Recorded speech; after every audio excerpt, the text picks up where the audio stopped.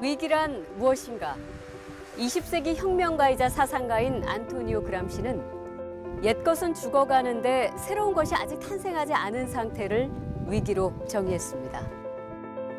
오늘날 대한민국은 변화를 열망하는 국민들이 있지만 그 열망을 담아낼 새 것이 없는 위기에 처해 있습니다.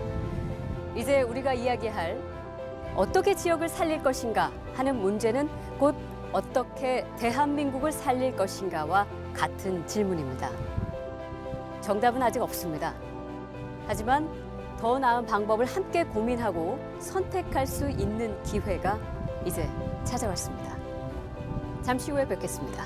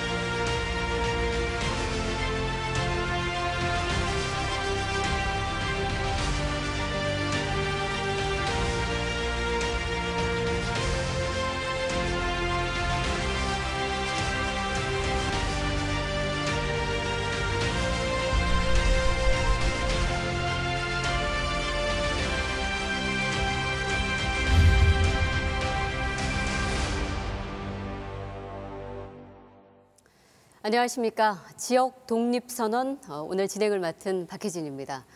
16개 지역 MBC가 공동으로 기획한 토론회 프로그램 지역 독립선언. 오늘 토론회를 포함해서 총 4번의 토론회와 다큐멘터리를 포함해서 총 5번에 걸쳐서 지방자치와 분권에 관한 이야기를 나누도록 하겠습니다. 오늘 그 첫 번째 토론인데요. 오늘은 진정한 지방자치와 분권은 무엇인가라는 주제로 토론을 해보겠습니다. 그 첫걸음을 국가균형발전과 지방화의 상징 도시인 바로 이곳 세종특별자치시에서 시작하게 된 것 굉장히 의미가 있다고 생각합니다.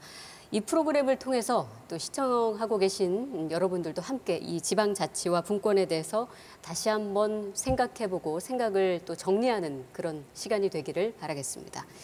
자, 오늘 함께 해주실 패널 여러분들 소개하겠습니다. 정순관 대통령 소속 자치분권위원회 위원장이자 순천대학교 교수 오셨습니다. 예, 안녕하세요. 반갑습니다. 지방자치 관련 시민운동을 활발히 펼쳐오신 이기우 인하대학교 교수 모셨습니다. 예, 안녕하세요. 헌법을 통한 민주화와 지방자치에 대해서 강연 활동과 저서를 쓰고 계신 이국은 한동대학교 교수 모셨습니다. 안녕하십니까. 반갑습니다. 네, 마지막으로 한국 사회를 날카로운 시각으로 해석하고 새로운 방향성을 제시하는 작가이자 사회학자이십니다. 오찬호 박사 모셨습니다. 안녕하십니까. 저출산과 고령화의 문제는 참 오래전부터 지적이 되고 있습니다. 2017년도 합계 출산율이 1.05명이라고 하죠. 이게 뭐 역대 최저라고 합니다. 그리고 65세 이상 노인 인구가 14%를 넘어서 이미 우리나라도 고령사회로 진입했다. 이 초저출산과 고령화로 인해서 소멸 위험 지역에 속하는 지자체가 늘고 있다고 합니다. 소멸 위험에 처했다.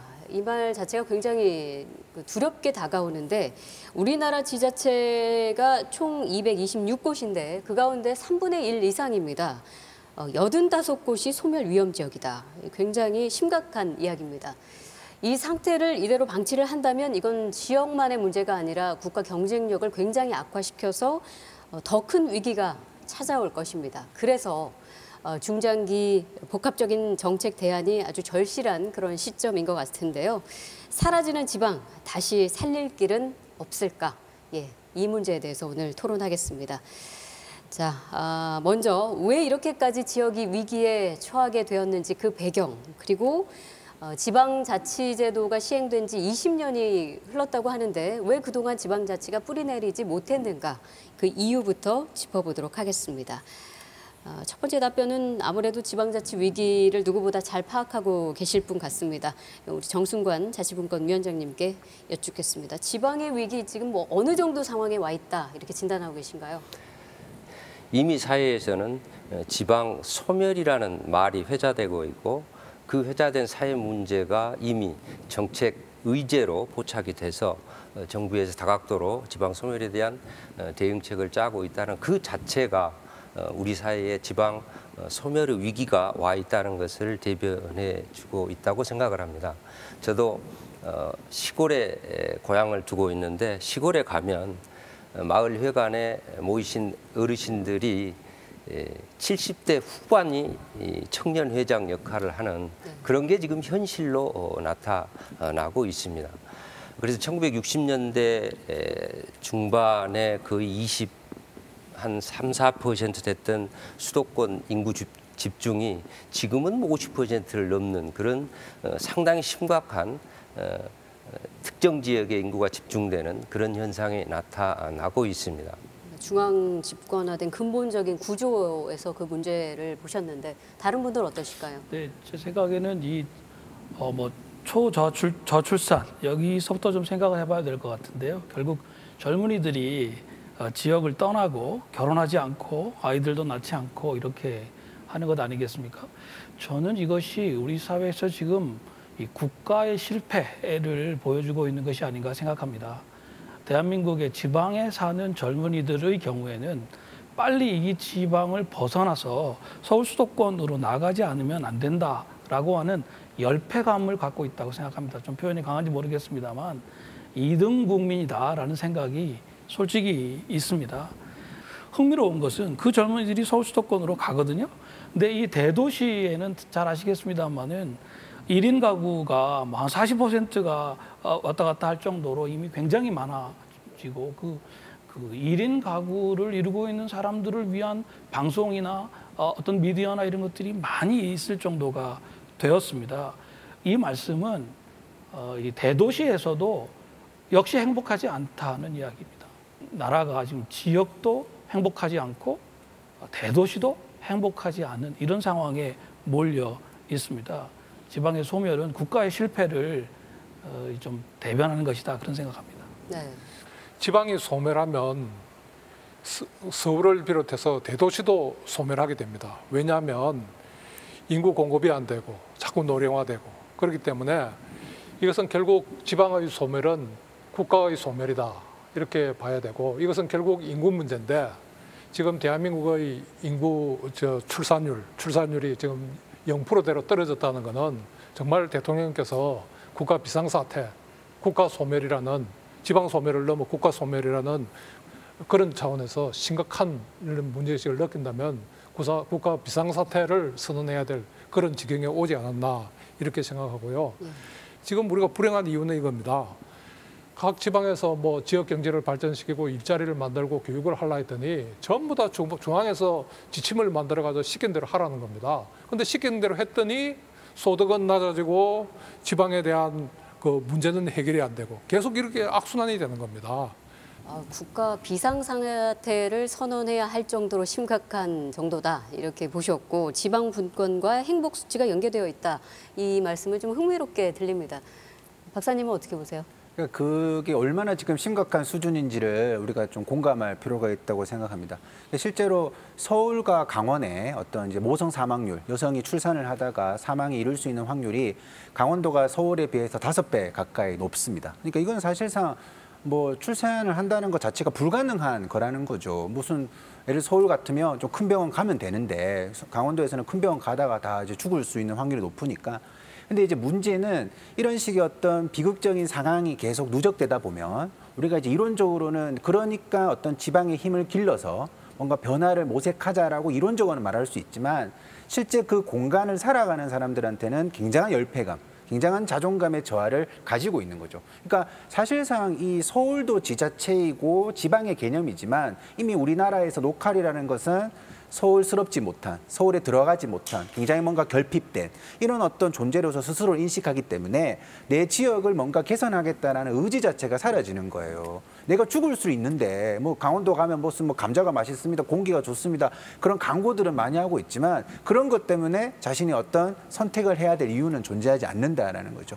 근데 이런 것이 얼마나 이제 지금 청소년들 사이에까지 퍼져 있느냐가 굉장히 중요한데, 제가 보통 이제 지방에 강연을 가보면 이 지방 친구들이 이제 그 중학생이나 고등학생들이, 서울의 중고등학생들은 내가 이제 뭐 돈을 많이 못 벌어서 차별받을 수 있을 것 같아요. 혹은 내 외모 때문에 차별받을 것 같아요. 그런 어떤 하소연들을 많이 하는데, 이 지방에 가보면 내 고장, 내 고향, 내가 사는 지역, 내가 어떤 지역 출신이라는 이름 때문에 어딘가에서 차별받을 것 같다라는 응답을 굉장히 많이 합니다. 안타깝습니다. 네. 올해 새로운 지방자치와 지방 지역 분권에 대한 새로운 원년이 될 수 있을까요? 뭐 기대를 좀 하고 계신 분도 계실 거고, 이거 다시 후퇴하는 거 아니야 하는 우려의 목소리를 요즘 보이고 계신 분도 계신데, 지난 문재인 대통령의 개헌안을 살펴보면 지방 분권에 대한 부분도 많이 포함이 돼 있었습니다. 자, 왜 지방 분권, 이 토론과 논의를 지금 해야 하는 것인가? 왜 지금인가? 이 토론으로 이어가 보겠습니다. 저는 왜 지금인가라는 질문에 대해서 사실은 지금도 많이 늦었다, 그런 생각을 합니다.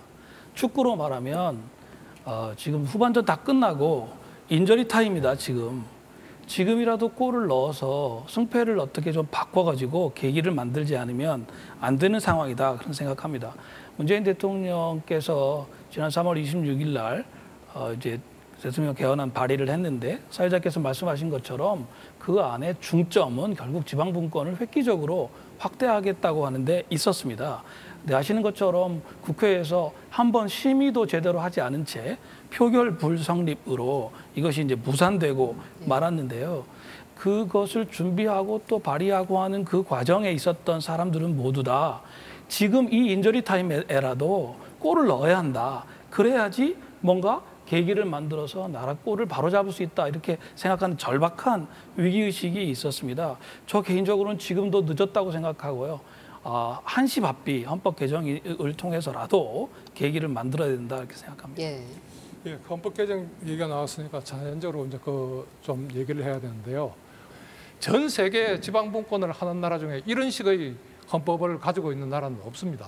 그건 결국 다른 말로 하면 뭐냐면, 이 지방 정부는, 또 주민들은 중앙 정부가, 국회가 법률로 만든 거기에서 시키지 않은 건 절대로 하면 안 된다, 시킨 것만 시키는 대로만 해라, 이 뜻이거든요. 그러면 지방이 독자적인 정책 결정기관이 아니고 자기 문제를 자기가 해결하지 못하고 중앙이 시키는 대로 하는 하청기관으로 묶어 놓으려는 겁니다. 연방제 수준의 지방부, 그건 뭐냐면 지방 문제는 지방이 주도해서 결정한다, 그리고 책임을 진다, 이거거든요.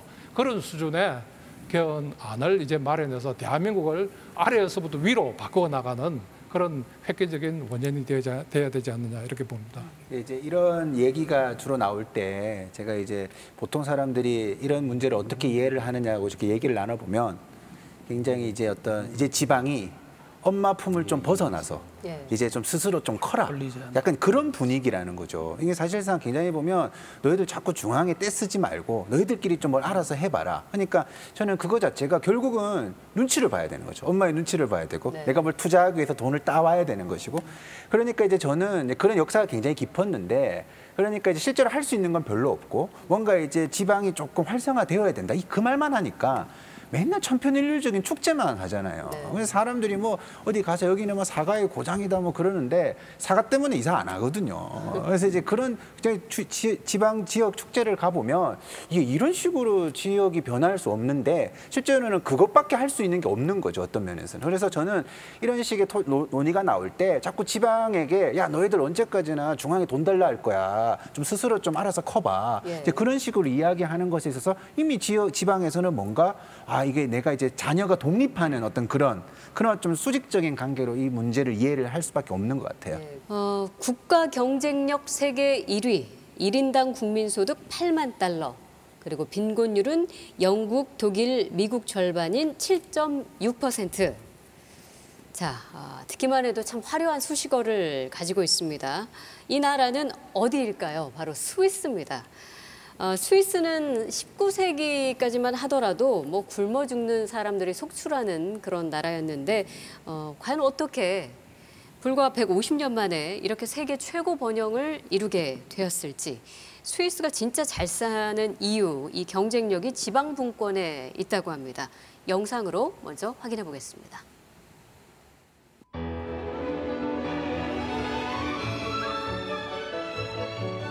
스위스 중동부에 위치한 작은 도시 글라루스입니다.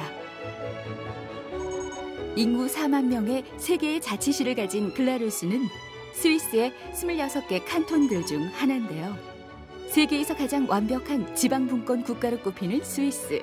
특히 이곳 글라루스엔 칸톤만의 자치권을 표현하는 특별한 제도가 있습니다.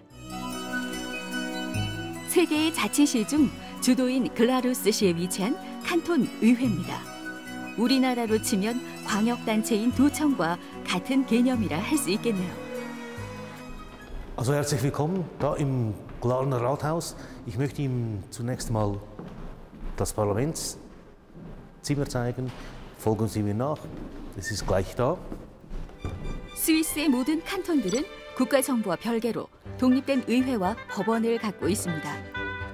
칸톤이 독자적으로 법률을 제정하고 입법을 하는데 중앙정부의 간섭을 받지 않는다는 거죠. 물론 여기엔 재정자치와 조세권도 포함됩니다. 이러한 칸톤의 자치 권한은 스위스 연방헌법에 명확히 명시돼 있습니다. 글라루스도 독자적인 자치권을 보장받고 있죠. 그런데 이곳엔 주민 자치권을 표현하는 그들만의 특별한 투표 방식이 있습니다. Das ist mein persönlicher Stimmrechtsausweis. Das ist die Berechtigung, dass ich an der Landsgemeinde stimmen kann. Hier sind alle Daten, meine Daten, und hier ist dann die Traktandenliste von der Landsgemeinde ist hinten drauf.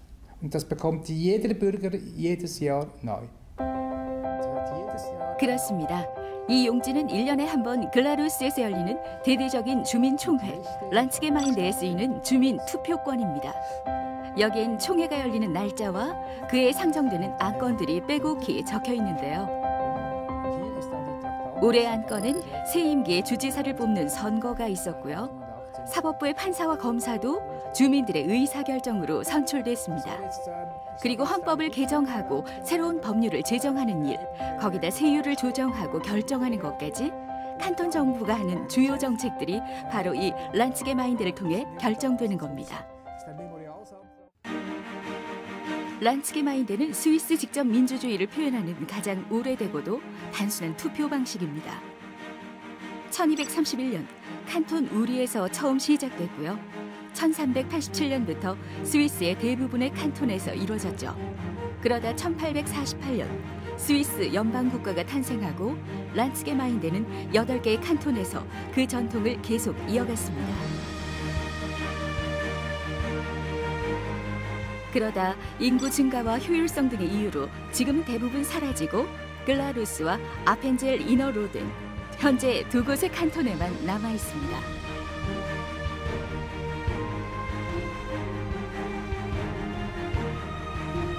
글라루스 중심에 위치한 총회 광장. 이곳이 매년 란츠게마인데가 열리는 장소입니다.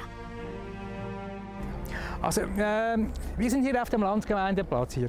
Und das ist natürlich leer und das hat ein großes Oval aus Holz, wo die Stimmbürger stehen, und in der Mitte hat es Sitzplätze. Und die Landsgemeinde beginnt mit dem feierlichen Einzug, der kommt von vorne dort, dann marschieren die Behörden ein mit den Ehrengästen und nehmen Platz. Und dann beginnt die Landsgemeinde mit einer Eröffnungsrede des Landemannes und dann werden dann die ordentlichen Geschäfte abgewickelt.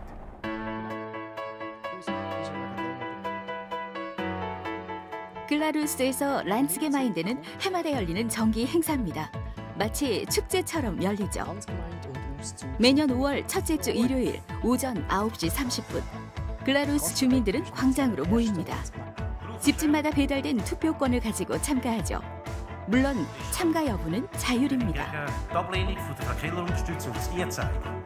정해진 시간이 되면 주지사는 개회사를 통해 란츠게마인데의 시작을 알립니다. 그 후 몇몇의 시민들이 연단에 올라 그의 안건을 발표하는데요. 이들은 직접 안건을 만들고 상정한 시민 제안자들입니다.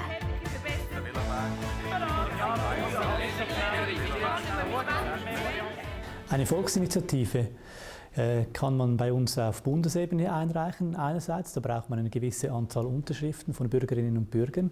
Im Kanton Glarus ist es aber so, dass wir den sogenannten Memorialsantrag kennen. Also da kann ein einziger Bürger oder eine einzige Bürgerin mit einer Unterschrift auf dem Papier eine Volksinitiative im Prinzip einreichen. Und über dieses Anliegen, das der Bürger oder die Bürgerin hat, wird dann an der Landsgemeinde diskutiert. Eine einzelne Person bei uns im Kanton Glarus. Wir haben ein kantonales Steuergesetz, das regelt eigentlich alles. Und dann haben wir aber die Möglichkeit, einerseits auf der Ebene der Gemeinden, der Community, den Steuerfuß festzusetzen und auf der anderen Seite auch an der Landsgemeinde für den Kanton. Zusammen gibt das nachher ein Paket und das ist dann je nach Höhe dann angemessen. Und das ist eigentlich ein großes Privileg, dass die Leute über ihre Steuern hier am Landsgemeindering selbst entscheiden können. Und das erstaunt immer wieder Beobachter von außen, dass so etwas überhaupt möglich ist. 세율은 물론이고요. 란츠게마인드의 안건들은 대부분 주민들의 삶과 직결되는 지역의 문제들입니다. 주민들은 이를 직접 제안하고 결정할 권한이 있는 거죠. Haben Sie sich an der Landsgemeinde 2018 teilgenommen? Ja, genau. Nehme immer teil. Ja, vor allem wegen der erstens einmal Unterstützung von den Bergbahnen im Hinterland. Man sieht ja das letzte Traktandum, wenn das letzte Traktandum ist immer das Spannende, da wird immer, ja, man setzt das letzte Traktandum, auch damit die Leute da bleiben und nicht am Anfang, sonst würden die Leute ja gehen und es wäre nicht so spannend. Nein, weil es sehr schönes Wetter war und meine Frau und ich hatten ein anderes Programm vor. Ja, was ich sehr spannend fand, da war ich aber noch relativ jung, war die Gemeindefusion, als wir von, ich weiß nicht mehr genau wie viele Gemeinden, auf 3 Gemeinden zusammenschlossen. Das war ein sehr wichtiges. 현재 글라루스의 투표 연령은 만 16세 이상. 이 또한 지난 2007년에 열린 란츠게마인드에서 결정된 사안입니다. 전체 유권자의 약 20%가 해마다 참석하는데요. 광장에 모인 유권자들은 시민 제안자들이 발표한 안건을 주의 깊게 듣고 주민 대표들이 벌이는 찬반 토론을 지켜봅니다. 그 후 투표는 거수로 진행되는데요. 투표권을 직접 들어 찬반 의사결정을 하는 거죠. 헌데 문제는 이 수를 일일이 셀 수 없다는 겁니다. 그저 눈대중으로 파악합니다. Keine Mehrheit für die Vorlage von Regierung und Parlament ersichtlich ist, dann werden diese Vorlagen in der Regel abgelehnt. Die Grundregel ist, man konnte nicht genügend Leute davon überzeugen, von dieser Vorlage. Und eben mit diesem Vorgehen schätzen, plus mit dieser ungeschriebenen Regel, hat man praktisch nie Diskussionen über die Entscheide der Landsgemeinde. 1848년 하나의 통일된 국가로 탄생할 때부터 스위스는 완벽히 지방자치를 지닌 나라였습니다. 150년이 흐른 지금도 스위스의 각 지역들은 국가가 넘볼 수 없는 독립된 자치권을 행사하고 있죠. 글라루스 칸톤에서는 란츠게마인데라는 주민총회를 통해 자치단체장을 선출하고 세율을 심의하고 지역의 문제와 정치 사안들을 주민들이 직접 제안하고 결정합니다. 칸톤이라는 지방자치 단위가 독립된 자치권을 보장받고 있기 때문에 가능한 일이죠. 국민이 주인이 되는 나라, 지역이 독자적으로 자치권을 가질 때 진정 이루어지는 것이 아닐까요? Föderalismus zu definieren, aus meiner Warte würde ich es so machen, dass die Staatsgewalt die Aufgaben erfüllt, die am nächsten beim Bürger ist.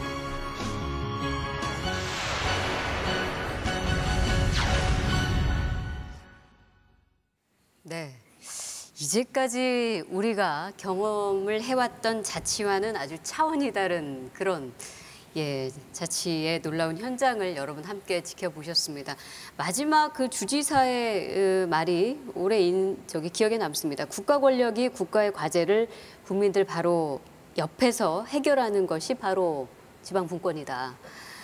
스위스의 경우에는 보니까 그러니까 시민들이 본인들이 느끼는 지역의 현안, 필요하다고 생각하는 관심 이슈를 직접 발의하고 제안하고 또 시민들이 직접 세금까지 결정하고 아무튼 동네의 작은 일부터 시작해서 뭐 국가의 중대사까지 활발하게 스위스 그 지역의 주민들이 밑에서부터 의견이 위로 올라간다 이런 느낌을 받았는데요. 직접 민주주의가 이 지방 분권과 아주 조화를 잘 이루고 있는 이 스위스가 성공할 수 있었던 이유 어디에 있다고 보십니까? 왜 스위스가 이렇게 잘 사느냐 또는 정치인들에게 물어보면 두 가지를 얘기합니다. 하나는 지방 분권이 잘 돼 있다.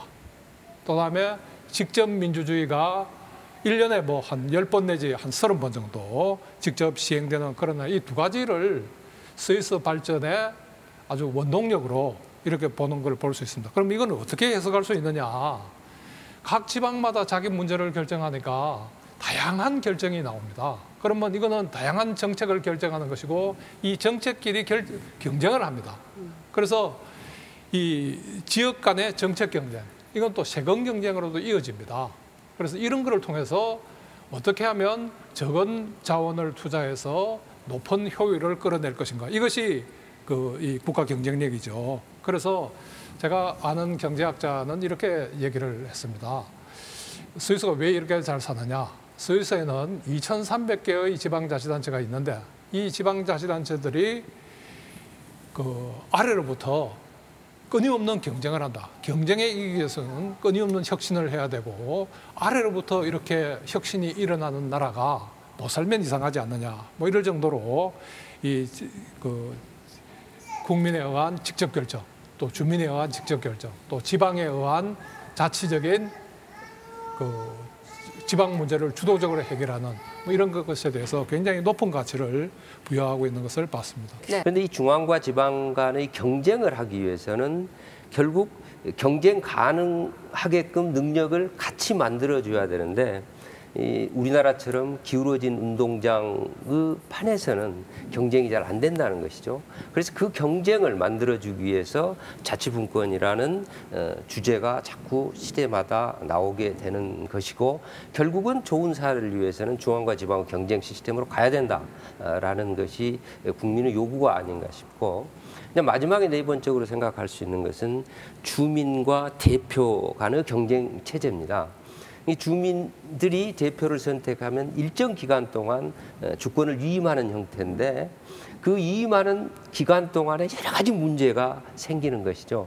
그래서 주민과 대표 간의 경쟁 시스템을 도입을 하면 그게 해결될 수 있다라는 것이죠. 바로 이 점이 스위스가 1848년 헌법을 개정할 때 헌법에 국민 직접 발안 제도라는 것을 도입을 하게 됩니다. 지금 스위스가 바로 이 주민자치가 완전히 스위스 전 국가를 지탱하는 힘의 원천이 된 굉장히 중요한 제도적인 선택이 아니었는가. 그래서 그런 평가를 받고 있지 않는가라는 생각을 해봅니다. 그래서 이제 우리나라에서는 상상할 수 없는 일들이 많이 벌어지고 있는 것 같아요. 예를 들어서 스위스의 베른시 같은 경우에는 2002년도에 이제 동계올림픽 유치 신청을 해놓은 상태였거든요. 2010년도 동계올림픽 유치에 자기가 뛰어들겠다라고. 그게 이제 보증금이 10만 불을 내야 돼요. 내놓고 이제 유치 경쟁을 해야 되는데 나중에 이제 밴쿠버가 되었죠. 근데 이제 그 주민 투표를 통해 가지고 이렇게 세금 많이 드는 일을 할 수가 없다. 그리고 여기 와서 또 자연을 다 파괴하고 할 수가 없다면서 그거 이제 그러니까 유치 경쟁에서 이제 포기를 하게 됩니다. 그 10만 불을 포기하게 되면서. 저는 이 지점을 보면서 이게 만약에 이제 우리나라였으면 어떤 일이 벌어졌을까? 저는 이제 우리나라 지자체가 국제 대회 스포츠 유치하기 위해서 혈안이 되어 있는 것도 정말 이 현실이 정말 비극적이라는 걸 보여주는데 만약에 평창에서 그런 이제 올림픽을 여는데 주민들이 이건 좀 문제가 많다 이런 식으로 했을 때 다른 지역 사람들이 서울 사람들이 도대체 국가에 무슨 망신을 주려고 너희들 주제에 올림픽이나 제대로 열 생각이나 하지 국가주의적 관점에서 그렇게 볼 가능성이 매우 크다라는 것이죠. 그래서 저는 이런 걸 보면 이게 어떤 사회에서는 우리가 직접 민주주의 안에 들어가면서 사실상 올림픽도 우리의 선택에 따라서 하고 안 하는 것이야. 그러니까 사실상 한국에 살면서는 그런 생각을 한 번도 해본 적이 없거든요. 그래서 사실상 내가 그 일상을 살면서 정말 내가 민주 시민으로서 뭐 생동감 있게 살아간다고 해야 될까? 그것을 일상적으로 느끼게 되니까 또 공부를 많이 하게 되고 그러니까 계속 선순환이 이루어지게 되는 그런 효과를 좀 볼 수 있는 것 같아요. 네. 그러니까 결국 스위스가 보여주는 것은 민주주의를 제일 잘할 수 있는 방법이 뭐냐. 결국은 스스로 생각하고 스스로 결정하고 스스로 책임지게 하는 것이다. 아주 그 단순한 논리가 아닌가 생각합니다. 사실 근데 저는 그 스위스가 어떻게 왜 성공했느냐를 분석하는 것도 의미가 있지만 우리가 어떻게 하면 스위스인들이 저 원칙을 실현하고 있는 것을 좀 가져올 수 있겠는가 이 관점에서 얘기를 할 필요가 있다고 봅니다. 저는 지난 그 2016년, 17년을 거치면서 촛불 혁명이라고도 부르는 촛불 집회를 통해서 우리 국민들이 국가의 헌정의 위기가 닥쳤을 때 누가 시킨 것도 아닌데 스스로 촛불을 들고 나아가가지고 결국 정상적인 헌법 절차를 거쳐서 다시 말씀드리면 대통령 탄핵안을 국회가 통과시키고 헌법재판소가 대통령을 탄핵하고 그리고 나서 불과 2달 만에 새로운 대통령을 뽑는 선거를 치르는 이 과정을 거쳤거든요. 우리 국민국가 단위에서 보면 사실은 스위스의 지방분권을 칭송받는 것처럼 우리 그 헌정에서 촛불 집회 같은 형태의 대중민주주의가 다른 나라로부터 칭송받는 측면이 대단히 많이 있습니다. 근데 지금 우리한테 필요한 것은 제도를 바꾸어서 국민들이 스스로 생각하고 스스로 결정하고 스스로 책임질 수 있는 그 정치 방식을 가까운 단위에서 할 수 있도록 하면 저는 우리 국민들이 능히 이 일을 해낼 수 있을 거라고 생각하고요. 앞서서 우리 이기호 교수님 말씀하신 대로 지방자치, 지방분권은 이 자치체들 사이에 경쟁의 효과가 있기 때문에 예를 들어 전라도 순천에서 이걸 잘한다. 그러면 우리나라 사람들은 금방 그걸 보고 좋은 것을 가져와서 따라서 하거든요. 저는 이건 제도의 문제다. 어떻게 하면 스위스인들이 하는 거를 우리가 해낼 수 있을까? 우리가 왜 못하냐? 이렇게 좀 적극적으로 접근할 필요가 있다고 생각합니다. 굉장히 좋은 관점인데요. 예. 이게 스위스에서도 항상 학자들이 연구하고 또 외국에서도 연구하는 마지막 질문이 이겁니다. 이거 다른 나라에 수입할 수 있을까? 제일 많이 제기하는 문제가 스위스나 독일 같은 데는 지방분권 전통이 많기 때문에 거기서는 가능하지만 우리는 지방분권 전통이 없다. 그래서 우리는 도입될 수 없다. 이런 문제를 제기를 해요. 그래서 저는 그렇게 대답을 했습니다. 그러면 우리나라에 민주주의를 언제 해봤냐? 그럼 민주주의도 하면 안 되지 않느냐? 그리고 우리가 언제 자동차를 타보고 언제 뭐 BT, IT 뭐 이런 거 해봤냐? 그럼 뭐 우리는 그런 것도 하면 안 되지 않느냐? 이거는 우리가 BT나 IT, 컴퓨터와 같이 어떤 사회를 경영하는 어떤 발명품입니다. 그렇다면 그것이 우리한테 필요하면 도입을 해서 시행하다 보면 거기에 문화도 형성되고 또 의식도 바뀌고 이렇게 되는 겁니다. 그렇기 때문에 이거를 정말 어디서 잘 되는 제도, 우리 학습 능력이 굉장히 높아요. 잘 되는 거 보고 가만 못 있어요. 그러면 우리가 도입을 해서 우리 걸 만들어 나가는 이런 노력이 굉장히 필요하지 않나 이래 봅니다. 네, 아까 그 영상에서 보셨지만 스위스의 지자체 경우에는 행정 입법, 그 외에도 조세권까지 갖는다고 하죠. 근데 이국은 교수님께서 뭐 그런 말씀하신 적이 있더라고요. 입법권이 국가 단위에서만 행사되어야 한다는 것은 전체주의적인 생각이다. 예, 어떤 취지에서 그 말씀하셨습니까? 자꾸 헌법 얘기를 하게 됩니다만은. 우리나라는 지금 1948년도에 헌법 만든 이래 중앙 행정부의 장관이 만드는 행정명령에 그 각 지역에 민주적으로 선출된 의회가 만든 조례가 모순이 되면 조례가 무효가 되는 이런 체제를 취해오고 있습니다. 그러니까 이 교수님 말씀하신 대로 각 지역이 로컬 날리지에 기반해가지고 민주적으로 대표를 선출해서 정한 규칙이 있는데 그 규칙이 중앙에 있는 장관 한 사람의 생각과 반대가 되면 무효가 되는 체제를 만들고 있다는 거죠. 그러니까 이렇게 돼가지고는 자치를 하고 싶어도 할 수가 없다. 스위스를 조금 스위스가 100이면 10이나 15이라도 따라가려고 해도 아예 출발 자체가 안 되고 있다. 저는 그런 생각이고요. 네. 그렇기 때문에 헌법 개정을 통해서 이 부분은 빨리 좀 바꿔야 된다는 말씀을 드리는 겁니다. 자, 지방자치의 모범 국가로 저희가 스위스의 그 현황을 지금 뭐 지켜봤고 또 이야기를 하고 있지만 이제는 스위스뿐만 아니라 많은 나라들이 이 지방자치를 국가 성장의 원동력이라고 보고 있습니다. 이제 범위를 조금 더 넓혀서 다른 지방자치 선진국들의 이야기를 좀 해봤으면 하는데요. 어느 분부터 시작하시겠습니까? 대부분의 나라들은 우리가 지난 70년 해온 것처럼 먼저 중앙을 강력하게 만드는 중앙 집권 국가를 만들었고요. 그중에 제일 선두에 섰던 나라는 단연 프랑스입니다. 아시는 것처럼 프랑스는 절대주의 왕정을 했던 나라이고요. 짐이 곧 국가다 이런 이제 말을 루이 14세가 했다고 하는데 왕 한 사람의 결정에 모든 것을 맡기는 그런 식의 나라도 이끌었던 나라입니다.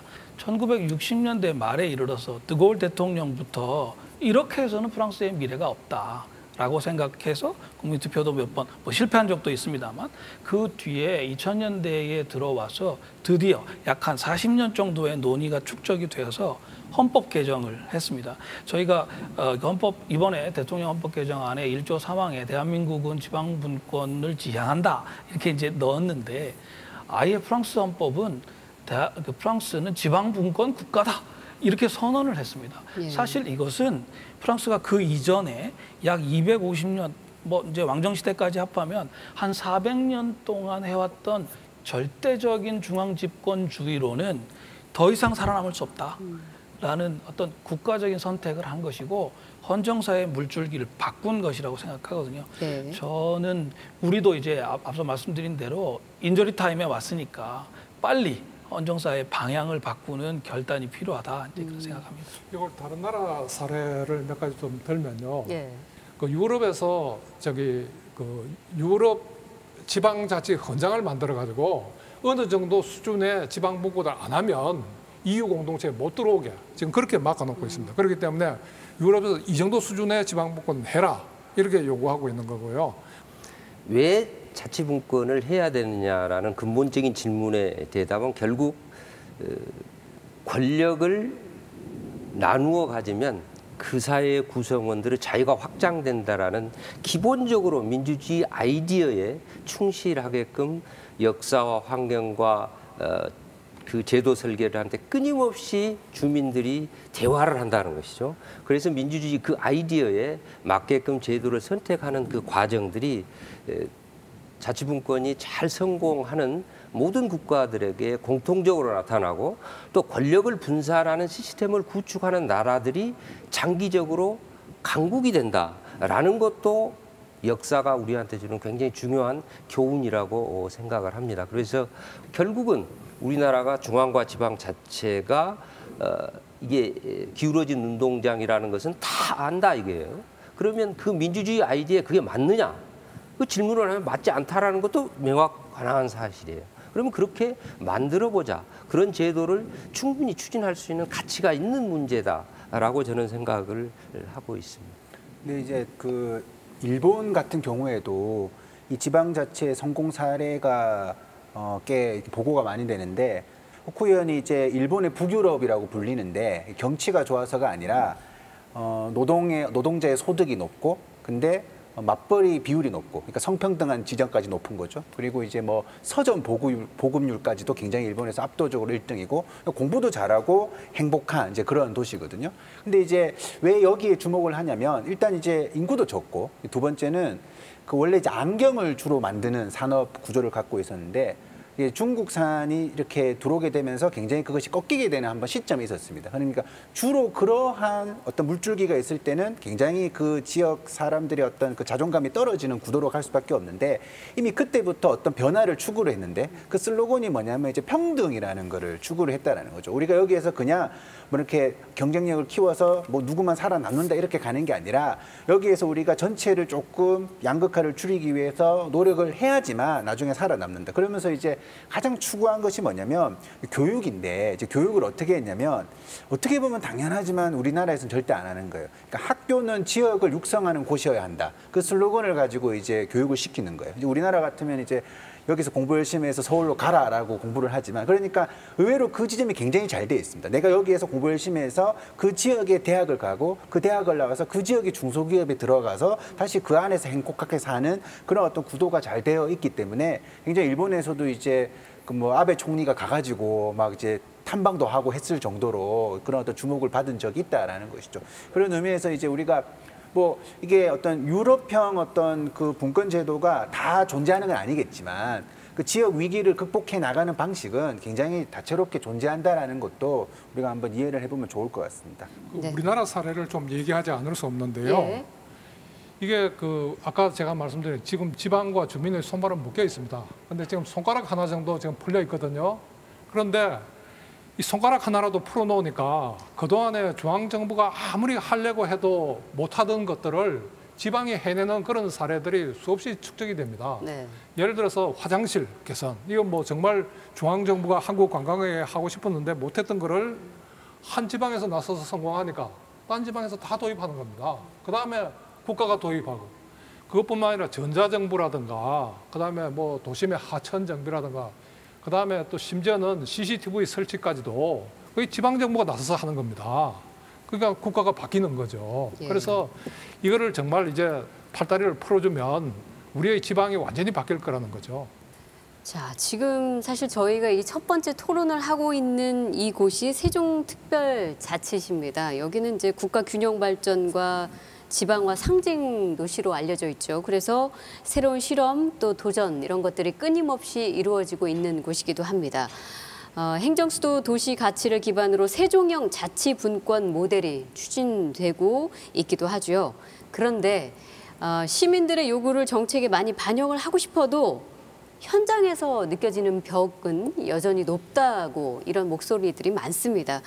이춘희 세종특별자치시장의 이야기를 들어보겠습니다. 안녕하세요. 세종특별자치시장 이춘희입니다. 오늘 이렇게 화면을 통해서 만나 뵙게 돼서 반갑습니다. 여러분들은 세종특별자치시 하면은 뭐가 떠오르시나요? 세종대왕의 이름을 딴 도시, 행정수도, 또 공무원도시, 젊은 도시, 뭐 여러 가지가 연상될 수 있을 것입니다. 시도지사들이 가끔 모이는데 저희가 17개 시도 중에 하나거든요.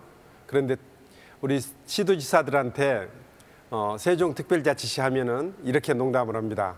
세종시는 특별히 작은 도시.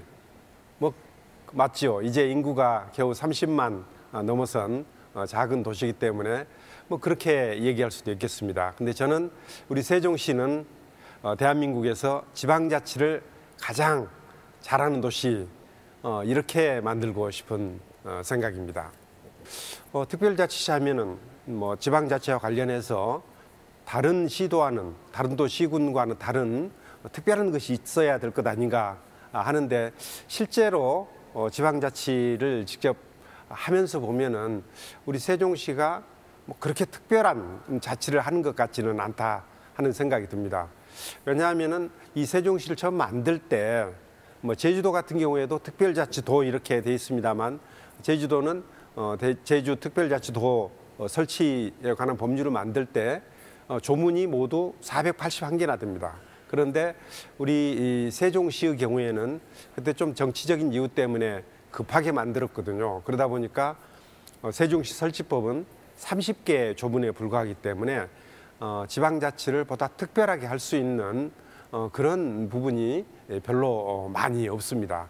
그래서 지방자치를 특별하게 할 필요가 있는데 또 실제로는 그렇게 특별하게 하지 못하는 여러 가지 한계도 있고 그렇기 때문에 오늘은 그 한계점이 뭐고 그 한계를 극복하기 위해서 우리가 무엇을 해야 될 것인지에 관한 고민을 해보는 그런 시간을 갖도록 하겠습니다.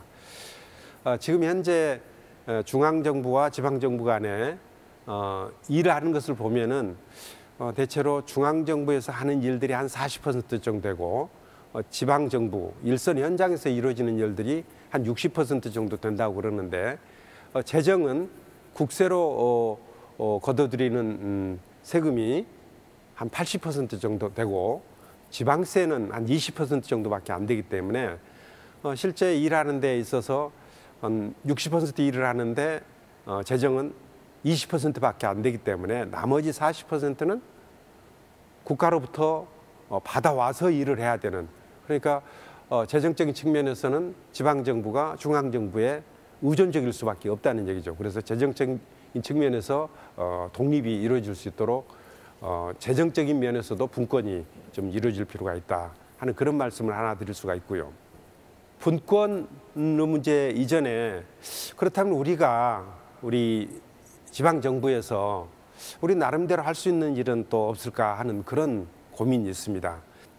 우리 시에서 우리 공무원들이 해야 되는 많은 일들이 있는데 이런 일들을 하는 과정에서 시민들의 삶에 크고 작은 많은 영향을 미치는 일들이 이루어지는데 정작 시민들은 그 과정에서 참여하기가 굉장히 어렵다는 것이죠.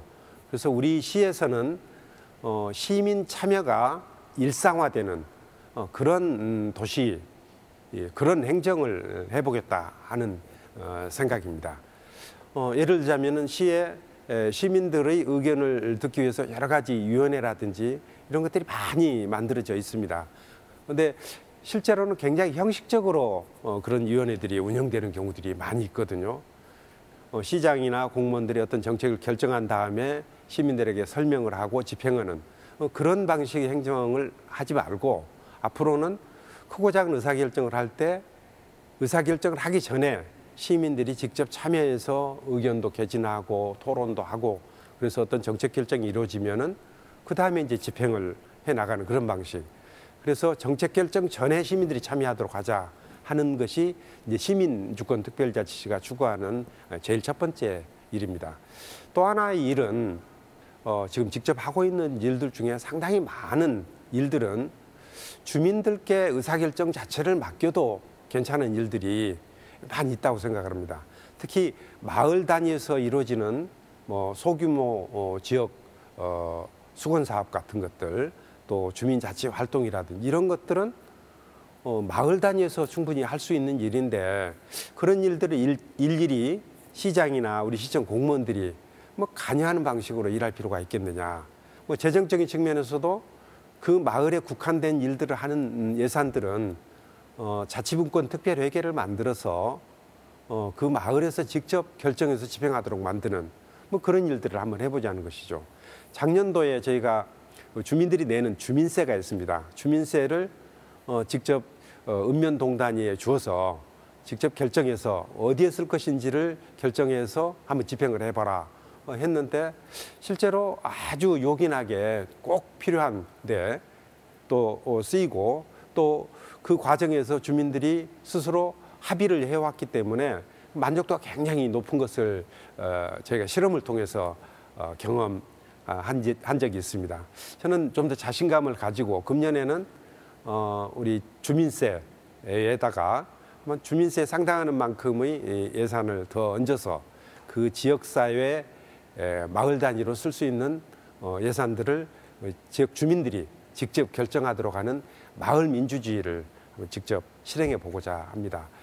과감하게 읍면 동장 중에서 일부를 개방형으로 해서 시민들 중에서도 제가 읍면 동장 한번 해보겠다 하는 사람들이 있으면은 공무원들과 경쟁을 해서 할 수 있도록 하는 뭐 그런 것까지 한번 해볼 생각입니다. 그래서 마을 단위로 조직, 인사, 입법, 또 계획, 재정 이런 면에서 어느 정도 권한을 행사할 수 있는 마을 민주주의를 한번 제대로 해보겠다 하는 뭐 그런 것을 좀 적극적으로 추진해 보고자 합니다. 우리 시 자체적으로도 우리 자치분권 차원에서 우리가 스스로 할 수 있는 일들을 발굴해내서 모두 한 47가지 정도 일들을 좀 추진해 나가고 있는데 그중에 대표적인 것을 한 가지만 말씀드리면은 지금 정부에서 자치경찰제를 시범적으로 실시하겠다 해서 서울시하고 제주도 그리고 우리 세종시를 자치경찰제를 시범적으로 실시하는 곳으로 지금 계획을 해놓고 있습니다. 저는 이렇게 우리 시민주권 특별자치시 행정수도 세종을 만들어 가고자 하는 뜻이 아주 강력한 뜻이 있습니다만, 저는 이 일이 성공적으로 추진되기 위해서는 무엇보다도 시민 여러분들께서 관심을 가지고 또 적극적으로 참여해 주실 때 이 일이 성공적으로 추진될 수 있지 않을까 이렇게 생각을 합니다. 저는 무엇보다도 시민들의 이 참여를 어떻게 하면은 활성화할 것인지에 관한 고민을 좀 앞으로도 할 것이고요. 그것을 뒷받침하기 위해서 이제 조례도 제정하고 뭐 여러 가지 기구도 좀 만들어 나갈 생각입니다. 소위 이 시민주권회의라는 이름으로 시민들이 시정 참여를 할 수 있는 길을 적극적으로 열어놓을 생각이고요. 시민들의 아이디어를 시정에 반영하는, 그러니까 시에서 하고자 하는 일에 시민들이 참여하는 것이 아니라 시에서는 아직 생각지도 못하고 있는데 우리 시민들 입장에서 봤을 때 이게 꼭 필요한 일이다 싶은 일들도 적극적으로 참여할 수 있도록 하는 똑똑세종이라는 이름의 프로그램도 좀 운영을 해오고 있고, 비교적 많은 아이디어들이 실행에 옮겨지고 있습니다. 또 경우에 따라서는 시민들의 뜻을 직접적으로 묻는 그런 일들도 좀 추진해오고 있는데, 여태까지 몇 가지 사례를 보면은 비교적 성공적으로 그런 일들이 추진되고 있는 것 같습니다. 예를 들어서 우리가 새로운 어떤 시설을 만드는데 그 이름을 어떻게 정할 것이라든지, 그 지역 내에서 관련되는 어떤 일들을 함에 있어서 예를 들어서 무슨 무궁화 정원을 어디에 좀 만들어야 되겠다 하면은 그 위치를 어디로 할 것이고 어떤 꽃을 어떤 식으로 심을 것인지에 관한 여러 가지 논의가 진행되는데, 이런 일들을 시민들에게 직접 좀 물어봐서 결정하도록 한다든지 이런 일들도 우리가 얼마든지 할 수 있는 일이 아닌가 생각을 하고, 여태까지 그런 일들을 추진해 왔는데 대체로는 아주 성공적으로 추진됐다고 평가를 받고 있는 것 같습니다. 우리 이 세종특별자치시가 대한민국이 투자해서 특별히 만든 도시입니다. 대한민국이 투자해서 만든 도시이기 때문에 저희 시나 우리 시민들은 늘 우리 이 도시를 위해서 투자해 준 대한민국 그리고 다른 지역민들에게 감사하는 마음으로 일을 해야 된다고 생각을 하고 있고요. 그렇기 때문에 어떤 식으로든 보답을 해야 될 텐데, 보답하는 길은 첫째는 이 세종시가 행정수도로서 기능을 제대로 할 수 있도록 또 지방정부 차원에서 적극적으로 뒷받침하는 일이 하나가 될 것이고요. 또 하나는 국가 균형 발전과 지방자치 또 지방화의 모범도시로 만들어 감으로써 이 도시를 건설한 목적을 전국적으로 전파하는, 그래서 이 도시에서 여러 가지 모범 사례들을 만들어 내므로써 이 모범 사례가 전국적으로 전파한다면 그 역시 우리 시가 또 대한민국을 위해서 또 다른 지역을 위해서 봉사하는 길이 아니겠는가 생각을 합니다. 다시 한번 이런 좋은 기회를 주신 데 대해서 감사하다는 고마운 말씀 드리겠습니다. 고맙습니다. 네, 어느덧 이 지방자치제도가 시행된 지가 20년이 흘렀습니다. 그런데 이제 현재 지방자치를 한번 살펴보자면 여전히 법률적으로 중앙으로부터 어떤 포괄적인 제약을 받고 있어서 성장과 발전이 굉장히 어렵다 이렇게 평가할 수 있습니다. 이건 비단 세종시뿐만의 이야기가 아니라 전국에 해당되는 이야기일 것입니다. 헌법과 법률 그리고 제도상의 문제점, 이 지방자치의 현주소를 한번 살펴보고 갈 텐데요. 먼저 오찬호 박사님께 질문을 드리면, 이게 사회 역사적 맥락에서 우리나라 지방자치가 과연 언제부터 시작됐다 이렇게 볼 수 있을까요? 우리나라가 지금 현대적 개념의 지방자치제를 시행한 것은 1952년도부터인데 그것이 이제 5.16 쿠데타 이후에 중단이 되죠. 그래서 당연히 이건 중앙 권력을 강화하기 위해서 중단이 되었고, 당시에 이제 지금 국가가 혼란스러우니 통일 이후에 다시 선거를 한다 뭐 그런 말들도까지도 있었어요. 이제 그러다가 이제 90년대, 80년대 말에 당시 이제 김대중 야당 정치인이죠. 뭐 단식 투쟁도 하고 해서 이제 91년도에 이제 지방자치제가 부활을 합니다. 근데 이제 우리가 단체장까지 뽑는 지금의 형태의 지자체 선거는 95년도부터 시작이 되었죠. 그래서 굉장히 역사가 짧다고 할 수가 있고 또 중간에 공백기가 없었으면 좀 연속성이 있을 것인데 공백기가 있으니까 사람들이 이제 지방 정치는 나랑 상관없다. 좀 이런 인식을 가지고 있고 그러니까 저는 이 인식이 여전히 선거에서도 그대로 드러난다고 생각을 합니다. 그러니까 이제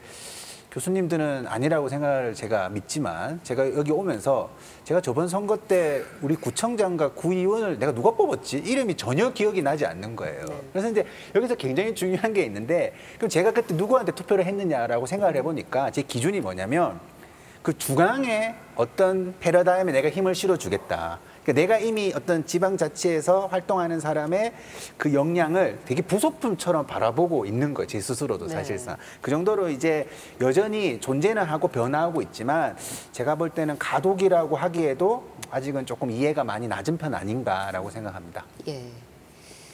교수님들은 다 기억하세요? 모르죠. 네, 좀 덧붙여서 말씀드릴 게 한 가지가 있는데요. 저는 글쎄요, 그 나름의 곡절이 있었다고 생각합니다. 오 박사님께서 지금 우리 지방자치제의 역사에 대해서 말씀하셨는데 사실은 48년도에 재헌헌법을 만들 때 그 안에 지금 우리가 갖고 있는 헌법조문하고 별로 다르지 않은 조문을 두었어요. 저는 그것을 이제 최소 지방자치라 그렇게 부르는데요. 그때 그렇게 한 이유는 그 나름의 이유가 있었다고 생각합니다. 국가 건설을 하기 위해서 또 경제 발전도 하고 또 당시에는 이념 갈등이 있고 곧 전쟁도 있었고 그렇기 때문에 그런데 제 생각에는 민주화를 하고 87년 헌법을 만들면서 그때 대통령 직선제를 내세워서 그걸 중심으로 민주화를 하다 보니까 민주화를 추진하는 세력이 이 지방자치야말로 민주화의 가장 중요한 동력이라는 생각을 제도적으로는 조금 놓쳤던 것이 아닌가 생각합니다. 앞서 오 박사님 말씀하신 대로 1987년도에 이 부활된 지방자치의 근거 조문, 현재의 헌법 조문이죠. 이것은 재헌헌법 조문하고 별로 다르지 않은 조문이 부활했습니다.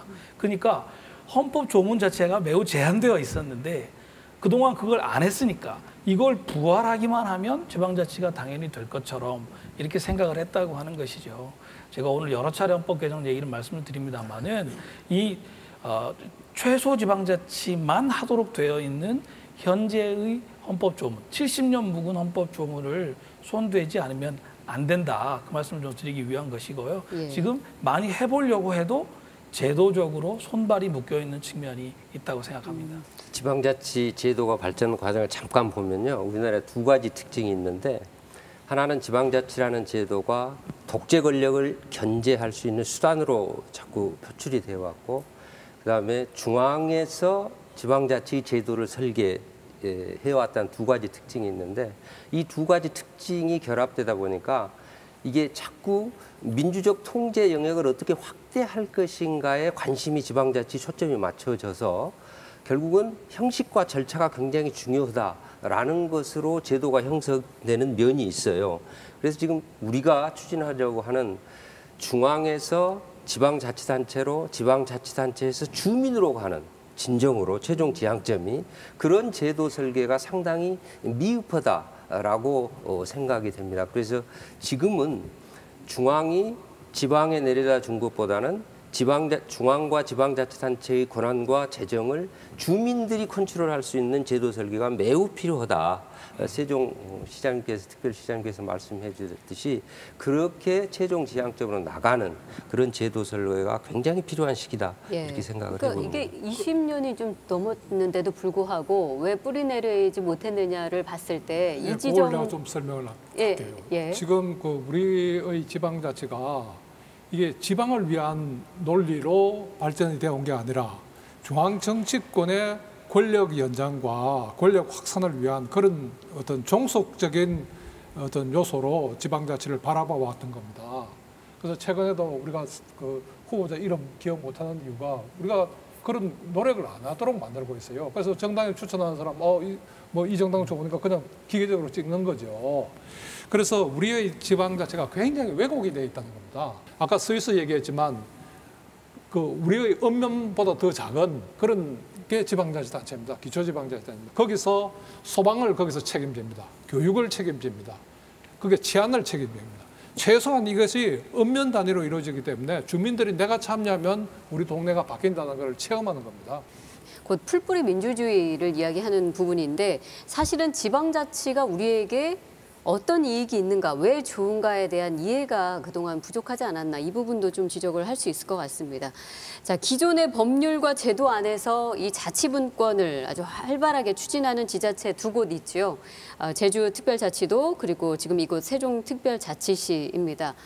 이 두 곳은 어떤 실질적인 지방분권 실험 모델로서 존재하고 있기 때문에 타 시도와는 차별점이 분명히 있습니다. 그래서 일정 부분 성과도 좀 보여주고 있고요. 근데 그럼에도 불구하고 이게 진정한 자치라고 하기에는 한계점도 드러내고 있습니다. 자, 그 부분은 위원장님 어떻게 보십니까? 네, 말씀하신 대로 세종 특별 자치시이기 때문에 특별하게 제도 설계가 돼야 되겠죠. 아마 지금 문재인 정부에서도 제주특별자치도하고 세종특별자치시는 자치분권의 모델 도시로 한번 육성하겠다라는 의지가 있어서 이미 국가균형발전위원회하고 저희 자치분권위원회 합동으로 제주 세종특별위원회를 구성을 해서 그분들이 지금 과연 무엇을 중앙에서는 어떤 권한을 줄 것인가 또 무슨 어떤 재원을 줄 것인가 스스로 어떤 정책 설계를 할 것인가를 끊임없이 지금 연구해서 우리 위원회 균형발전위원회 제안을 하고 있습니다. 그래서 상당 부분 가능한 한 적극적으로 반영을 하도록 그렇게 지금 대응을 하고 있고요. 최근에 들어와서 이제 시민 주권 특별시라는 것에 걸맞게끔 5개 권한을 읍면동에 주겠다라는 공약을 해서 너무나 반가운 것 같고 정말 모델 특별시처럼 주민들이 직접 결정하는 그런 특별시로 성장하기를 바라고 거기에 필요한 제도 설계나 이런 것은 적극적으로 지원을 하게끔 하겠습니다. 아까 언급하신 자치경찰도 내년도에는 세종시에 자치경찰 제도가 시범적으로 운영이 될 수 있도록 그렇게 적극 추진을 하고 있습니다. 말씀하신 5개의 권한은 어떤 건가요? 예, 마을 조직, 입법, 재정, 계획, 경제 이런 권한을 마을에 주겠다라는 것이 올라와 있어서 이것이 된다면 정말 주민들이 내가 살고 있는 마을의 중요한 정책을 마을 주민들이 참여해서 결정한다라는 그런 그 정책적인 것만 시행이 된다면 정말 주인의식이 있는 세종특별자치시가 되지 않을까. 우리가 지향하고 있는 자치 분권이 바로 최종 지향점이 거기에 있다라고 생각을 합니다. 제주도를 특별자치대로 할 때 그 노무현 대통령님의 그 구상이 전혀 실현되지 않았습니다. 그게 왜 실현되지 않았냐면 그 자치권을 부여하려니까 헌법에 어긋나서 못한다. 이렇게 해서 저 중앙 관료들이 벌떼같이 들고 있었습니다. 이 특별자치는 이탈리아라든지 스페인이라든지 프랑스라든지 이런 걸 하고 있는 나라들 가보면 의뢰의 그 헌법에다가 특별한 지위를 설정하고 권한을 설정하고 있습니다. 그것이 안 되면 그냥 말뿐입니다. 흉내만 내는 거고요. 단적인 예가 제주도에 지금 그 다른 데보다는 우리가 다른 데가 손가락만한 자치권을 가지고 있다면 그건 손바닥만 합니다. 그런데 법 조문이 얼마나 길어요. 대한민국에서 아마 제일 긴 법일 겁니다. 그만큼 무수한 노력을 하고도 실제로 자치하는 건 별로 없거든요. 그래서 제대로 하겠다면 헌법에 그것도 역시 헌법 문제다 이렇게 말씀드리겠습니다. 제가 볼 때는 제가 얼마 전에 이제 당진시에 한번 강의를 갔는데 당진시에 가니까 그 이제 당진시가 충남에서 이제 인구가 좀 늘어나고 있는 추세인데 그 슬로건이 뭐냐면 여성 친화 도시예요. 여성 친화 도시인데, 근데 그 슬로건을 지정해 나가는데 굉장히 이제 말 그대로 풀뿌리 민주주의죠. 그러니까 밑에서부터 우리가 뭐 어떤 것을 우리의 장점으로 내세워야 되느냐라고 얘기를 하면서 그런 조금 굉장히 시대적 패러다임에 대해서 긍정적으로 이렇게 묘사를 하고 있더라고요. 예. 그래서 그런 측면에서 우리가 진짜 이 어떤 지방자치라는 것이 어떤 효과를 내리고 있는가까지도 살펴봐야 되는 것이고, 그냥 단순히 이제 어떤 외형이 갑자기 발전하고 어떤 이제 소득이 높아지고 그런 측면으로만 이제 판단을 해서는 이제 좀 한계가 있지 않을까 이렇게 생각합니다. 저는 제주하고 세종은 일종의 전선을 설정한 거다 그렇게 생각합니다. 여기서 뭔가를 잘 구현해내는 좋은 모범 사례가 생긴다고 기대하기에는 앞서 이기호 교수님 말씀하신 대로 우리 헌법이 좀 불비한 측면이 있기 때문에 자꾸 여러 가지 법적인 논쟁이 생길 수밖에 없고, 특별히 중앙 관료들과의 사이에 많은 충돌이 있을 수밖에 없습니다. 제주특별자치도에 관한 법률이 500조가 넘는 엄청나게 긴 법률이 된 것이 중앙 관료들과의 사이에서 예외를 계속해서 인정하려고 하다 보니까 그렇게 된 것이거든요. 저는 그럼에도 불구하고 이런 어떤 전선을 설정하는 것은 대단히 의미가 있다고 생각합니다. 여기서 계속해가지고 싸워서 어떤 의미에서는 이제 세종과 그 제주 정도의 자치는 다른 데에서도 이제 우리도 누리자라고 주장할 수 있게 된 것이니까 그 부분에서 상당히 좀 의미가 있다고 보이고요.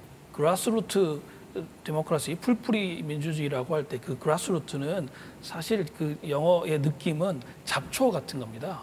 잡초는 아무리 베어내도 아무리 죽이려고 해도 다시 자라나거든요.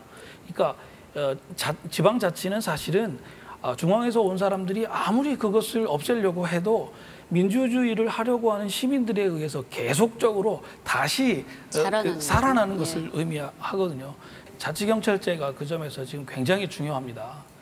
그 지역의 치안을 시민들이 스스로 담당하는 체제로 가야지 자치경찰제의 본의에 맞는 것인데, 앞서서 그 정 위원장님 말씀하실 때 합의가 될 것 같다 이렇게 말씀하셨는데, 지금 그 합의라고 하는 것은 경찰, 검찰 등등의 권력기관들 사이의 합의를 말하는 것이거든요. 사실은 그 합의는 중요하긴 하지만 결정적인 것은 아니고, 세종 시민들이 어떤 형태의 자치경찰제를 가질 것인지를 묻고 가능하다면 결정할 수 있는 기회까지 있는 것이 저는 자치경찰제의 미래를 보거나 자치 확대를 위해서거나 바람직하다 그런 생각합니다. 네.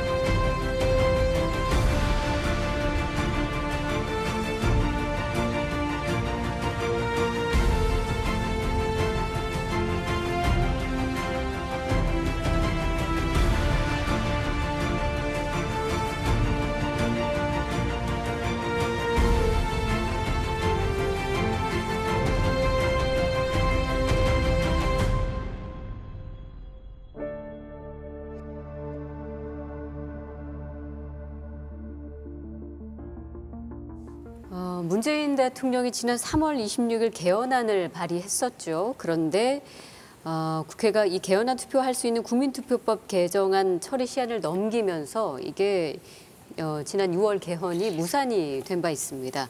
결국은 이게 폐기가 됐지만 또 그것을 토대로 이야기를 조금 더 확장시켜 보려고 하는데요. 이 대통령 개헌안 주요 내용을 좀 살펴보면 저희가 지금까지 이야기하고 있는 이 자치분권에 관한 이야기가 담겨 있습니다. 특히 제1조 3항과 123조가 아주 중요하게 저희가 짚어볼 부분인데 이 부분 이구근 교수님께서 좀 설명을 해주실까요? 그러겠습니다. 그 앞서도 잠깐 언급을 했습니다마는 그 대통령 헌법 개정안의 제1조 상항에 대한민국은 지방분권 국가를 지향한다라는 조항을 하나를 신설을 하였습니다. 사실 이제 이 조항의 의미는 지금까지 70년 동안 지속되었던 중앙집권적인 편향을 앞으로는 계속하지 않겠다라는 국민적인 총의를 국민 모두의 뜻을 여기에 모으자 이런 것이 이제 들어가 있다고 말씀드릴 수 있겠습니다.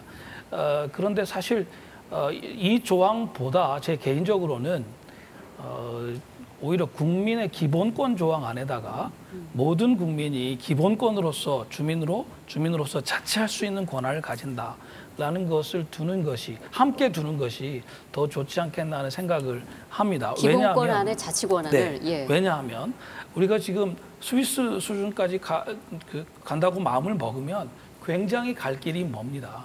그런데 여기서 무엇을 지향한다 이런 어떤 선언적인 조항을 넣는 것도 좋지만 그 개개의 국민들이 특별히 각 지역에 사시는 국민들이 자치는 내 기본권이다 라고 주장할 수 있도록 만들어 드리는 것이 자치의 동력을 만드는 데 가장 좋지 않겠나 하는 생각이 있고요. 그 지방 정부가 입법하는 그 규정의 효력을 법률에 위반되지 않는 범위에서 효력이 있다 이렇게 이제 한 것은 저 개인적으로 상당한 진전이라고 생각합니다. 과거에는 말씀하신 것처럼 법령의 범위 안에서 있기 때문에 행정부의 명령에도 그대로 따라야만 했거든요. 근데 이제 법률에 위반되지 않는 범위에서라고 바꾸면 일단 행정부는 바라보지 않아도 되고요. 국회의 법률이 있다면 그걸 따르면 되고 국회에 법률이 없다면 헌법이 정한 자치사무의 범위 안에서는 알아서 하면 되는 겁니다. 좀 달리 해석해야 될 부분이 있는데요. 다른 시선이 있으시다는 말씀이신가요? 좀 다른 각도에서 접근해 보면 그 지방분권 국가를 만드는 건 아니고 구체적인 조항을 어떻게 바꾸느냐 이게 중요하다는 말씀을 좀 드리고요. 저도 뭐 헌법에 넣는 거는 상징적으로 넣지만 그건 뭐 반대하지 않지만 그 조항만으로는 아무런 실효성이 없다. 이렇게 좀 강조하고 싶고요. 그다음에 두 번째. 법률에 위반되지 않는 범위 내에서 뭐 이렇게 한 거를 입법권을 강화한 거다는데요. 똑같은 얘기입니다. 이 지방의 입법으로 가지고 주민의 권리 제한이나 의무 부과를 할 수 있어야 됩니다. 예를 들어서 어린이 놀이터에서 동네 청년들이 술 마시고 떠들고 하면 그거 못 하도록 할 수 있어야 되는 겁니다. 근데 그거 법률 위임이 없으면 지금 못 하도록 하고 있거든요. 근데 이 문제는 지금 우리가 이론적으로 얘기할 문제는 아니고 이 조항이 있든 없든 계속해서 벌어질 문제이기 때문에 앞으로 구체적인 자치권의 범위를 두고 이제 사건마다 해결해 갈 수밖에 없는 문제이지 않은가 생각합니다. 자치 입법권을 강화를 하면 현실적으로 제일 좋아해야 될, 환영해야 될 기관이 어디겠습니까? 각 지역의 지방의회입니다. 그런데 각 지방의회에 지방의원들이 자치 입법권을 강화해달라고 하는 주장을 별로 하지 않습니다. 우리 사회가 감당할 수 있는 안을 우리 사회 안에서 함께 만들어가는 것이기 때문에 자치 입법권의 확대 문제에 관해서는 누구보다도 각 지역에 계신 지방의원들의 적극적인 발언과 참여가 있어야 이제 문제가 풀린다 그렇게 생각합니다. 예, 이 개헌안의 내용 관련해서는 좀 논쟁적인 부분이 있을 수 있기 때문에 이 부분은 앞으로도 토론과 논의가 좀 더 이루어져야 할 것으로 생각이 됩니다. 이 개헌안을 살펴보면 그 지방세 조례주의 그리고 자치재정권 보장 이 부분도 지금 포함이 되어 있는데 이 부분은 이기우 교수님이 조금 보충 설명을 좀 해주신다면요. 그게 이제 핵심입니다. 예. 우리한테 필요한 재원을 누가 정할 거냐. 그러니까 우리가 조세법률주의라는 건 대표 없는 과시 없다는 건데 우리 지방의 대표는 국회가 아닙니다. 이 지방의회입니다. 그렇기 때문에 주민들이 직접 정하거나 이 주민의 대표기관인 지방의회가 지방세를 정할 수 있어야 되는데 우리는 그걸 못 정하도록 지금 막아놓고 있거든요. 가장 핵심적인 게 그 과세권을 지방에 주는 건데 이건 결국 지방의 입법권에 관련된 문제다. 네. 이렇게 볼 수 있습니다. 그 지방자치단체를 명칭을 변경하는 문제, 지방정부로 변한다. 이 부분도 좀 색다르게 지켜봤습니다. 명칭 변경이 어떤 의미가 있을까요? 네, 그 현재는 지방자치단체이죠. 예. 근데 그 명칭을 어떻게 담을 것이냐를 두고도 사실 많은 논쟁이 있습니다. 그냥 두자는 입장도 있고요. 자치정부라고 하자라는 입장도 있고 또 이제 지방정부라는 입장도 있는데 지금 이제 좀 현재 헌법에서 문제는 그 현재 헌법이 정부라고 말할 때 중앙정부에 관해서는 행정부만을 가리키는 용어로 써오고 있어요. 그래서 중앙정부에서는 행정부만이 정부인데 지방정부를 정부라고 부르면 이때의 지방정부는 지금 지방자치단체처럼 지방의회와 행정부, 경우에 따라서는 지방사법부까지를 다 포함하는, 그러니까 지금 우리 용어로는 국가에 해당하는 것이 되거든요. 네. 그래서 이것 때문에 논쟁이 상당히 많았습니다만은 그래도 기왕에 그 자치를 확대한다고 하면 그 중앙에 있는 것만이 정부가 아니고 지방도 각 지역의 시민들이 스스로 구성한 정부다라는 것을 좀 확대하자, 그 의미를 담자. 그래서 이제 지방 정부라고 하는 명칭이 결정됐던 걸로 그렇게 알고 있습니다. 언어적으로는 굉장히 진보된 개념이라고 생각을 합니다. 이 지방 정부라는 단어가 들어오면서 결국은 이제 모든 조각들이 모여가지고 국가를 이루고 있다라는 어떤 개념을 분명히 명시해주고 있기 때문에 그 지방이 가지고 있는 어떤 박탈감 이런 것들을 상대적으로 해석시킬 수 있는 힘을 실어주고 있는 측면이 좀 있는 것 같고요. 마치 이제 우리나라하고 다른 나라를 보듯이 왜 내 세금으로 저기 저 지역 애들을 도와줘야 되냐, 네. 이런 식의 어떤 좀 구분을 할 수 있는, 오히려 지역 갈등을 네네. 네. 그러니까 너희들이 못해가지고 그렇게 된 건데 뭐 이런 식으로 이해할 수 있는 그런 좀 양가적인 좀 측면이 있는 것 같아요. 국민의 자치권 부분에 관한 이야기도 추가로 나눠보고 싶은데 이게 뭐 거의 적극적인 실현이 거의 없는 부분인 것 같습니다. 그동안 주민 소환, 주민 투표, 그리고 주민 발안 뭐 이런 이야기들을 할 수 있을 것 같습니다. 주민 발안의 그 우리 지금 자치분권 내에서 실행 가능성 어느 정도로 보시는지, 또 주민 발안을 강화해야 되는 이유 혹은 주민 자치권 강화 어떻게 우리가 가야 되는지 이렇게 포괄해서 함께 이야기 나누겠습니다. 주민 발안제와 연결시켜서 적어도 우리나라에는 5대 참정권이 있지 않습니까? 주민 소환제, 주민 투표제, 주민 발안제, 그다음에 주민 소송제, 조례 제정 개폐 요구 청원제, 이런 5대 참정권 자체를 지금은 단위마다 조금씩 다르게 규정을 해놨는데 이게 너무 주민들이 접근하기에 어렵다, 요건이 너무 심하다라는 평가들이 있습니다. 또 한쪽에서는 또 그걸 너무 쉽게 해놓으면 너무 정적에 의해서 혼란이 온다라는 또 시각도 병존한 것이 사실이고, 그래서 이 부분은 기본적으로 지금보다는 조금 완화해야 되지 않겠느냐라는 일반적인 의견들이 있어서 이 부분들은 뭐 주민들이 쉽게 접근할 수 있고 주민과 대표가 아까 말씀드린 대로 경쟁 시스템을 일상화시키는 굉장히 중요한 요인이다라는 시각에서 보면 지금보다는 조금 요건을 낮게 그렇게 하는 것이 완화할 필요가 있다라는 생각에 그 접근 요건을 동의합니다. 저는 그 문 대통령의 개헌안에 이 주민 소환, 주민 투표, 주민 발안의 근거 조항들이 헌법 안에 들어가 있었습니다.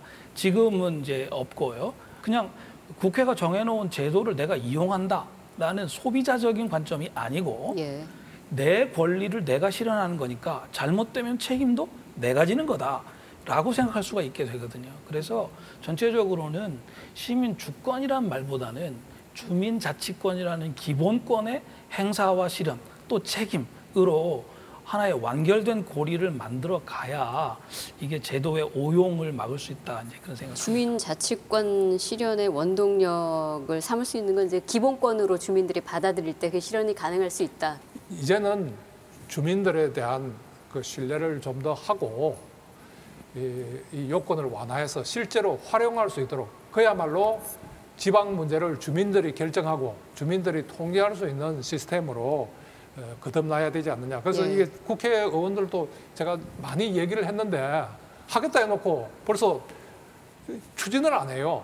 그럼 뭐 이럴 때 정말 국민 발언권 이런 게 있으면 국민들이 발언해서 스스로 결정하는 이런 식으로도 해야지 국회에서 뭐 하겠다 했는데 안 해버리면 지금 방법이 없어요. 그래서 주민투표, 주민 소환, 주민 발언 이것은 국가적인 차원에도 지금 확대가 되어야 국회에 대한 불신을 극복하고 국회가 제대로 작동하도록 만들 수 있지 않느냐. 이 부분에 있어서는 이제 우리 정 위원장님과 이기우 교수님께서 주민 소환, 주민 투표, 주민 발언의 접근 요건이 너무 높아서 좀 완화를 해야 된다는 약간 같은 의견을 갖고 계신 것 같습니다. 오찬호 박사님은 그것이 과연 사회적으로 어떻게 잘 활용될 수 있냐 문제를 함께 봐야 된다고 생각을 하는데 저는 어떤 주민자치권을 강화하는 이런 방법이 뭐 어려운 것일 수도 있겠지만 굉장히 이제 이 많은 사람들이 귀찮아하는 거죠. 그러니까 저는 개인적으로 그게 막 제도가 어렵기 때문에 내가 거기에 배제되어 있다라고 생각하지 않고 그냥 뭐 내가 먹고 살기도 바쁜데 내가 지금 그런 것까지 할 시간이 있느냐라는 어떤 풍토가 더 크다고 생각합니다. 결국은 이 어떤 주민자치권을 강화하기 위해서 굉장히 우리가 흔히 말할 수 있는 어떤 삶의 질을 높일 수 있는 걸 함께 병행하지 못하면 사실 이거는 굉장히 그냥 제도만 민주적일 수밖에 없다라는 것도 중요한 측면이 있고 또 우리가 이런 그러니까 제도만 굉장히 좋아지면 그것이 좋은 결과를 야기하느냐라고 생각을 했을 때 정교한 의미의 주민자치권은 아니지만 우리가 서울의 한 구에서 장애인 학교를 건립을 하는데 주민들이 공청회를 많이 열었잖아요. 근데 그때 막 오가는 대화가 자치 이런 말이에요. 우리 마을 내 주민들이 알아서 하겠다는데 사실상 우리가 이제 흔히 말해서 이 주민자치권을 강화하는 것도 결국은 가장 민주적인 결론을 내기 위한 가장 다양성을 인정해 줄 수 있는 결론으로 가기 위한 그 목적을 정해놓고 이제 이런 제도들이 필요하다라는 인식들이 좀 있으면 좋겠다. 근데 그거 없이 그냥 누구나 강력하게 주장할 수가 있고 다수결만 얻으면 그것이 진리다 뭐 이런 식으로 의견이 모아지면 말 그대로 진짜 집값 걱정한다고 누구나 누려야 될 교육적인 존엄성이 훼손당하는 이제 그런 일들도 발생할 수 있다라고 생각합니다. 예, 주민자치권이 민주적인 결론을 내기 위한 그런 의미 있는 과정이어야 비로소 거기에 가치가 있다는 거죠. 우리가 이게 주민투표나 국민투표, 국민발언, 주민발언 이것이요. 정말 이 직접민주주의는 그 과정에서 국민들이 참여해서 공동체 문제를 함께 논의한다. 그 자체에 굉장히 큰 의미가 있다 이렇게 봅니다. 예. 자, 저희가 한 2시간 넘게 이렇게 열띤 토론을 이어왔는데요. 우리 패널 네 분께서 마지막으로 한 말씀씩 하시면서 오늘 첫 번째 토론을 좀 마무리를 할까 합니다. 네, 오늘 뭐 여러 가지 얘기를 하면서 이제는 좀 결론을 내야 될 때가 왔다는 생각이 듭니다. 그 문서 위에다가 몇 자 써가지고 바꾸는 그런 과정으로서의 헌법 개정이 아니라 그 과정에서 우리 국민들 뜻이 다 모여서 어디에 살든지 사람값은 같은 것 아니냐. 그 차원에서 자치분권을 제대로 해보자. 이렇게 좀 뜻이 모이는 과정이 되었으면 하는 말씀을 마지막으로 드립니다. 예, 정 위원장님. 이제 자기 스스로 자기 지역 문제를 스스로 결정한다는 자기 결정권이라고 하는 굉장히 소중한 가치들에 대한 인식 공유가 돼서 그 인식이 정말로 정치 제도권에 강하게 전달되는 그런 인식의 공유 자리가 이번 토론회가 결정적인 계기가 됐으면 그런 바람입니다. 정말 많은 이해관계자들이 있는데 인내와 통찰이 꼭 필요하다. 그럼에도 불구하고 우리는 이기고 넘어가야 할 시기가 아닌가. 사회는 굉장히 변해 있는데 이제 정부가 국가 운영 체제가 답할 때라고 생각을 합니다. 이제 우리 국가와 우리 국민들이 이제 결론을 내야 됩니다. 지방의 위기는 곧 국가의 위기다.